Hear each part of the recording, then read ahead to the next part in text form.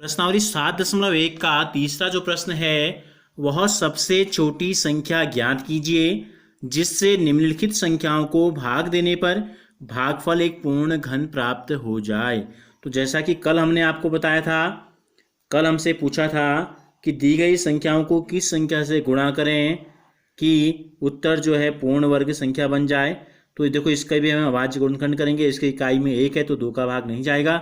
8 में 1 जोड़ो 9, अंकों का योगफल 3 से विभाज्य है तो 3 का भाग जाएगा। 3 दूनी 6, 2 बच गया, 2 और 1 21 होता है, 3 सत्ते 21।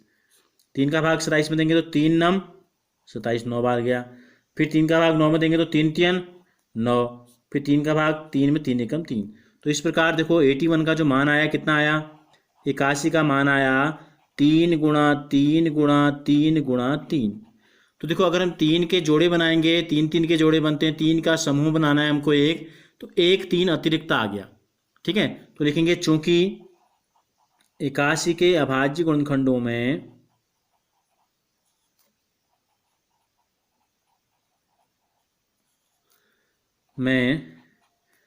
एक 3 अतिरिक्त है, इसको हम अतिरिक्त कह देते हैं। ठीक है, अतिरिक्त का मतलब क्या है कि इसका समूह नहीं बन रहा है। एक समूह पूरा बना, उसके अलावा जो बच गए, या 2 समूह पूरे बने उसके बाद जो बच गए उनको हमने अतिरिक्त कह दिया। इसलिए 81 को 3 से भाग देने पर, केवल हमसे पूछा है किन संख्याओं से भाग देने पर भागफल एक पूर्ण घन प्राप्त हो जाए, तो हम लिख देंगे इसलिए 81 को 3 से भाग देने पर यह एक पूर्ण घन संख्या बन जाएगी।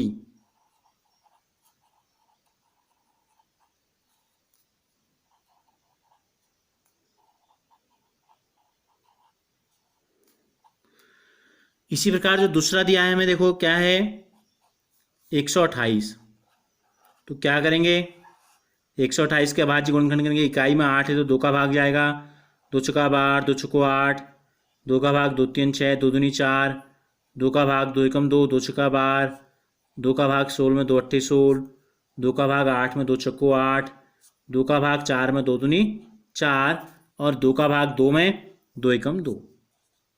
तो कितने 2 आ रहे हैं, 1 2 3, 1 2 3, 2 जोड़े बन रहे हैं, यानी कि 3 3 के 2 समूह बने 2 के, और 1 2 जो है अतिरिक्त आ गया। तो पहले तो हम इसको लिख लेते हैं यहाँ।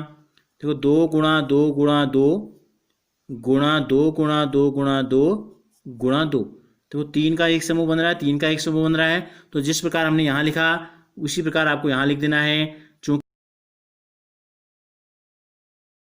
तीसरा जो प्रश्न है हमें दिया है 135, तो 135 के अभाज्य गुणनखंड करते हैं। ठीक है, 5 3 8, 1 9, 3 का भाग जा रहा है तो 3 चौको 12, 1 बच गया, 3 पंजे 15। ठीक है, फिर 3 का देंगे, 3 एकम 3, 3 पंजे 15, फिर 3 का जा रहा है 3 पंजे 15, और अंत में जा रहा है 5 एकम 5। तो इस प्रकार हमने देखा 135 के जो अभाज्य गुणनखंड आए 3 गुणा 3 गुणा 3, और 1 5 जो है अतिरिक्त आ गया। तो इसी प्रकार आपको लिख देना है। इसी प्रकार जो चौथा प्रश्न है 192, तो क्या करेंगे, 192 के अभाज्य गुणनखंड करेंगे। देखो 2 का भाग जाएगा, 2 नम 18, 1 बच गया, 2 छक्का 12, फिर 2 का जाएगा 2 चक्को 8, और 2 अट्ठे 16, फिर 2 का जा रहा है, देखो 2 दूनी 4, 2 छक्को 8, फिर 2 का जा रहा है 12 बार जाएगा, 2 एकम 2, 2 दूनी 4, फिर 2 का जा रहा है 6 बार, और फिर 2 का जा रहा है 3 बार, और फिर अंत में 3 का जाएगा 3 एकम 3 बार। अब देखो 1 2 3, 1 2 3, तो 2 समूह बन रहे हैं 2 के, और बच आ रहा है 3। तो इसी प्रकार यहाँ भी लिख देंगे कि 3 का भाग देंगे। पहले इसके अभाज्य गुणनखंड लिख लो। ये हो गया 2 गुणा 2 गुणा 2 गुणा 2 गुणा 2 गुणा 2 गुणा 2। इसका जोड़ा बन रहा है, इसका जोड़ा बन रहा है, 1 2 का जोड़ा नहीं बन रहा है। तो लिख देंगे चूंकि।